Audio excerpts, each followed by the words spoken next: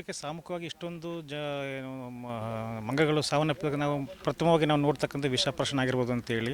ಈಗ ಯಾರೋ ಈಗ ನಾವು ನೋಡ್ದಂಗೆ ಈಗಾಗಲೇ ಒಂದು 20 ಮಂಗಗಳು ಸಾವನ್ನಪ್ಪಿದ್ದಾವೆ. 2 ಚಿಕಿತ್ಸೆನ ನಮ್ಮ ಹಾಸ್ಪಿಟ್ಲಿಗೆ ಕೊಡ್ತಾ ಇದ್ದೀವಿ. ಇವಾಗ ಅವು ಸ್ವಲ್ಪ ಈಗ ನಾವು ಚಿಕಿತ್ಸೆ ಮಾಡಿ ಸ್ವಲ್ಪ ಚೇತರಿಕೆ ಕಾಣ್ತಾ ಇದ್ದೇವೆ. ಇನ್ನು ಸಂಪೂರ್ಣವಾಗಿ ಅದು ಗುಣಮುಖಕ್ಕಾಗಿಲ್ಲ.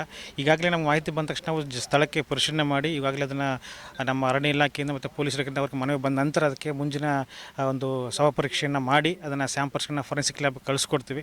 ನಂತರ ಯಾವ ವಿಷದಿಂದ ಮಂಗಗಳು ಸಾವನ್ನಪ್ಪಿದೆ ಅಥವಾ ನಿಖರವಾದ ಕಾರಣ ಅಂತ ತಿಳಿದು ಬರುತ್ತೆ. ಸರ್, ಇಲ್ಲೇ ಹಾಕಿರೋದು ಅಥವಾ ಹೊರಗಡೆ ತಂದು ಹಾಕಿರೋದು? ಬಹುಶಃ ಇಲ್ಲಿ ನಾವು ರೈತರನ್ನ ವಿಚಾರ ನೋಡಿದಾಗ ಇಲ್ಲಿ ಸುತ್ತಮುತ್ತ ಯಾವುದೇ ಥರದ ಮಂಗಗಳ ಹಾವಳಿ ಇಲ್ಲ, ಇಲ್ಲೆಲ್ಲೂ ಕಂಡು ಬಂದಿಲ್ಲ. ಅದು ಹೊರಗಡೆಯಿಂದ ಯಾರು ತಂದು ಹಾಕಿರ್ಬೋದು ಅಂತ ಅವರು ರೈತರು ಹೇಳ್ತಾ ಇದ್ದಾರೆ.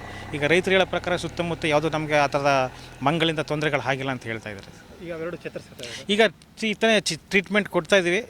ಈಗ ಸದ್ಯಕ್ಕೆ ನಾವು ಟ್ರೀಟ್ಮೆಂಟ್ ಕೊಟ್ಟ ಮೇಲೆ ಸ್ವಲ್ಪ ಕೈಕಲ್ಲಿ ಅಲ್ಲಾಡಿಸಿ ಸ್ವಲ್ಪ ಕಂಡು ಬಿಡ್ತಾ ಚೇತರಿಕೆ ಆಗ್ತಾ ಇದೆ ಸರ್. ಸ್ವಲ್ಪ ಅಂದರೆ ಸಂಪೂರ್ಣವಾಗಿ ನಮಗೆ ಅದು ಇನ್ನೂ ಒಂದು 6 hours ಬೇಕು ಸಂಪೂರ್ಣವಾಗಿ ಅದನ್ನು ಗುಣಪಾಕ ಅಂದರೆ ಎಷ್ಟು ಪ್ರಮಾಣದಲ್ಲಿ ವಿಷ ಆಗಿದೆ ಅಂತ ನಂತರ ಅದು ಚೇರಿಸ್ಕೊತೇವೆ.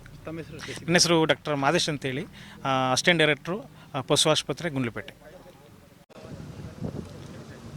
ಸರ್, ಏನಿಲ್ಲ, ನಮ್ಮ ಕೊಡ್ಸೋಗೆ ಮತ್ತು ಕಂದೆಗಲ ಗ್ರಾಮ ಮುಖ್ಯ ರಸ್ತೆಯಲ್ಲಿ ಸುಮಾರು 20ಕ್ಕಿಂತ ಹೆಚ್ಚು ಕೋತಿಗಳ ಮಾರಣಹೋಮ ನಡೆದಿದೆ. ಅಂದರೆ ಬೇರೆ ಕಡೆ ವಿಷಪ್ರಾಶನ ಮಾಡಿ ಆ ಕೋತಿಗಳನ್ನ ಈ ಮೇನ್ ರೋಡಲ್ಲಿ ತಂದು ಇಟ್ಟೋಗಿದ್ದಾರೆ ಯಾರೋ ಕಟಕರು. ಆದರೆ ನಾವು ಕೇಳ್ಕೊಳ್ಳೋದಿಷ್ಟೇ, ಆ ಕೋತಿಗಳಿಗೂ ಕೂಡ ನಮ್ಮ ರೀತಿ ಜೀವ ಇರ್ತದೆ, ನಮ್ಮ ರೀತಿ ಪ್ರಾಣ ಇರ್ತದೆ. ಆ ವಿಷ ಯಾರು ಹಾಕಿದ್ದಾರೆ ಅವ್ರ ವಿರುದ್ಧ ಫಾರೆಸ್ಟ್ ಇಲಾಖೆ ಮತ್ತು ಪೊಲೀಸ್ ಇಲಾಖೆಯವರು ತನಿಖೆ ನಡೆಸಿ ಸೂಕ್ತವಾದ ಕಾನೂನು ಕ್ರಮ ಕೈಗೊಳ್ಳಬೇಕು.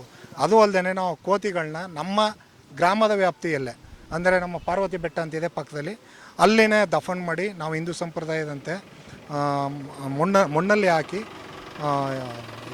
ಅಂತ್ಯ ಸಂಸ್ಕಾರ ಮಾಡಬೇಕು ಅಂತ ನಮ್ಮ ಆಸೆ ಇದೆ. ಇವಾಗ ಪೋಸ್ಟ್ ಮಾರ್ಟಮ್ ಮಾಡ್ತೀವಿ ಅಂತೇಳಿ ಫಾರೆಸ್ಟ್ ಇಲಾಖೆಯವ್ರು ತಗೊಂಡೋಗಿದ್ದಾರೆ, ಮತ್ತೆ ತರ್ತೀವಿ ಅಂತ ಮಾತು ಕೊಟ್ಟೋಗಿದ್ದಾರೆ. ಅಕಸ್ಮಾತ್ ಅವರು ತರಲಿಲ್ಲ ಅಂತ ಹೇಳಿದರೆ ನಾವು ಇದ್ರ ವಿರುದ್ಧ ಉಗ್ರವಾದ ಪ್ರತಿಭಟನೆಯನ್ನು ತಾಲೂಕಿನಲ್ಲಿ ಹಮ್ಮಿಕೊಳ್ತೀವಿ. ನಮ್ಮ ಭಾಗದಲ್ಲಿ ಯಾವುದೇ ಕಾರಣಕ್ಕೂ ಕೋತಿ ಕಾಟ ಯಾವುದೇ ಕಾಲದಿಂದನೂ ಇಲ್ಲ. ಯಾಕಂದರೆ ಇಲ್ಲಿ ಯಾವುದೇ ರೀತಿ ಕೋತಿಗಳಿಂದ ಜಮೀನುಗಳಾಗ್ಬೋದು. ಯಾಕಂದರೆ ನಾವು ಕೋತಿಗಳನ್ನ ದೇವರು ಅಂತ ಪೂಜೆ ಮಾಡ್ತೀವಿ. ಆಂಜನೇಯನ ಬಂಟ ಹೇಳಬೇಕು ಅಂದರೆ ಕೋತಿ. ಆ ಕೋತಿಗಳಿಗೆ ವಿಷಾಕಾಂತ ಕಟಕರು ನಮ್ಮ ಈ ಏರಿಯಾದಲ್ಲಿ ಇಲ್ಲ.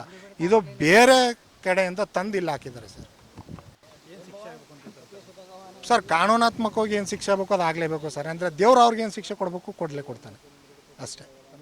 ಶಿವಮೂರ್ತಿ ಅಂತ ಸರ್.